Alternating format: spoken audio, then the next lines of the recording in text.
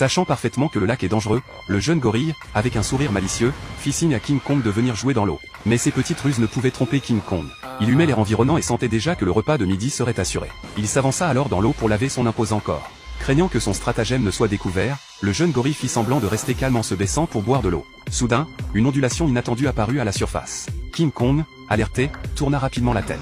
Une hydre surgissait, fonçant à une vitesse vertigineuse vers lui. Profitant du combat féroce entre les deux, le jeune gorille courut précipitamment vers la berge. King Kong projeta l'hydre dans le lac avec une force colossale, mais celle-ci se redressa presque immédiatement, agitant violemment sa queue et entraînant King Kong dans l'eau. Cependant, une telle épreuve n'était qu'un jeu d'enfant pour lui. En un instant, il brisa ses chaînes et bondit hors de l'eau, prêt à libérer toute sa puissance contre l'hydre qui l'avait agrippé. De son côté, le jeune gorille croyait avoir enfin échappé à King Kong, mais soudain, une hache gigantesque descendit du ciel, le projetant à terre. King Kong, victorieux, lança la tête de l'hydre devant le jeune gorille. Ce dernier pensait qu'il subirait une correction, mais King Kong ne leva pas la main. Au lieu de cela, il saisit la hache et incita le jeune gorille à poursuivre leur chemin. Le soir venu, King Kong sortit la viande d'hydre et se mit à dévorer son repas. Le jeune gorille, affamé, espérait en obtenir une part. Voyant cela, King Kong lui tendit directement de la nourriture, mais le jeune gorille recula soudainement, méfiant. Devant son ingratitude apparente, King Kong jeta simplement la nourriture au sol.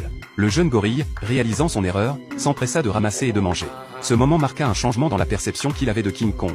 Une fois rassasié, il guida à nouveau King Kong dans leur périple. Au cours de leur chemin, ils traversèrent un pont fait d'ossements géants d'une bête titanesque. King Kong, bien qu'immense avec ses 100 mètres de hauteur, semblait minuscule face à cette structure. Il était terrifiant d'imaginer les ravages qu'aurait causé cette créature si elle était encore en vie. Après un long voyage, ils atteignirent enfin leur destination. Mais le paysage qui s'offrit à King Kong le remplit d'une tristesse poignante et d'une rage intense. D'innombrables singes transportaient frénétiquement des pierres, réduits à l'état d'esclaves.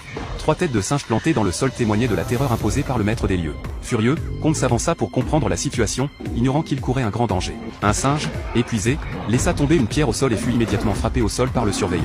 Malgré les tentatives d'un jeune singe pour l'en empêcher, Kong intervint et releva le singe blessé, irritant ainsi le surveillant. Ce geste fut perçu comme une provocation envers le maître de la région. C'est alors qu'un petit orang-outan à la fourrure rouge fit son apparition, descendant des cieux. Tous les singes s'agenouillèrent en signe de soumission devant Scarface, le souverain des lieux. Scarface observa Kong, tourna autour de lui, et glissa une main dans sa bouche, découvrant sa dent artificielle. Il éclata de rire, raillant Kong ouvertement.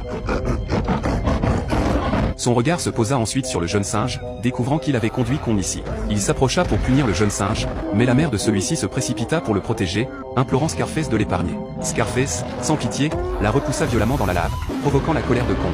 Kong défia Scarface sur le champ, et leur cri de guerre déclencha un affrontement monumental. Scarface attaqua le premier, brandissant son fouet, mais Kong le saisit, bien que le cristal à son extrémité lui entailla la main. Ignorant la douleur, Kong saisit sa hache de guerre et la brandit vers Scarface. Cependant,